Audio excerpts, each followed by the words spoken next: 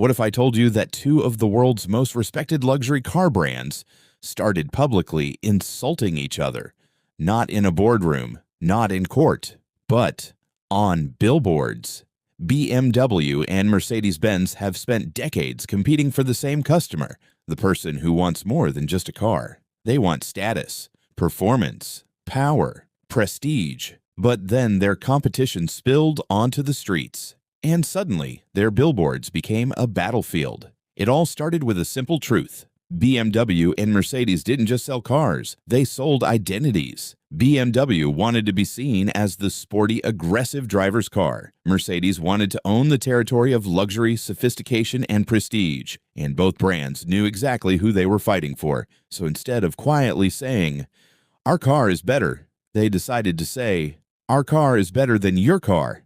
And that's where things got interesting. Imagine you're driving down a highway. You see a giant billboard. It says something provocative about BMW. Then you see another one. Mercedes fires back. Then BMW responds again. Suddenly, you're not looking at advertisements anymore. You're watching a conversation, a public argument between two billion-dollar brands. And here's the genius. Neither brand had to explain who the other one was. Everybody already knew. BMW's name gave Mercedes attention. Mercedes' name gave BMW attention. They were essentially borrowing each other's brand awareness for free. But this wasn't just about jokes. There was a deeper marketing strategy hiding underneath the rivalry. BMW's message was often built around driving pleasure, performance, and the thrill of being behind the wheel. Mercedes leaned heavily into luxury, elegance, and prestige. So every time one brand attacked the other, it was quietly reinforcing its own identity. Think about that. BMW wasn't just saying Mercedes was boring. It was saying,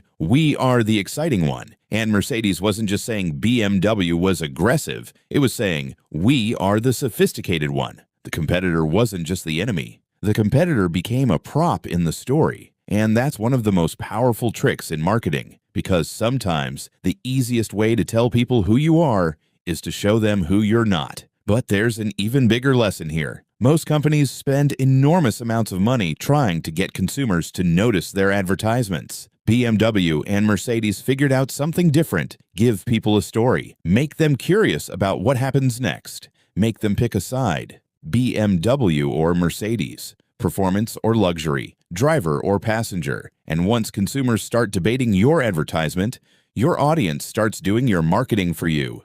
That's why competitive marketing can be so powerful. But it's also incredibly dangerous, because when you attack a competitor, you're putting your own brand reputation on the line.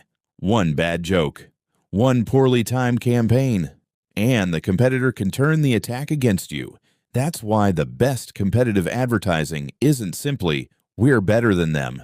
It's, "Here's why we're different." And BMW versus Mercedes is the perfect example. Two companies, two personalities, two completely different visions of luxury, and one endless battle for the same customer, because at the end of the day, BMW doesn't need Mercedes to disappear, and Mercedes doesn't need BMW to disappear. They just need customers to look at both and say, "That's the one I am." And perhaps that's the biggest lesson of this entire advertising war. Great marketing doesn't just sell a product, it makes people choose an identity. And when you can make your customer choose a side, you've stopped selling a car. You've started selling a tribe. And that's how two luxury car companies turned competition into entertainment.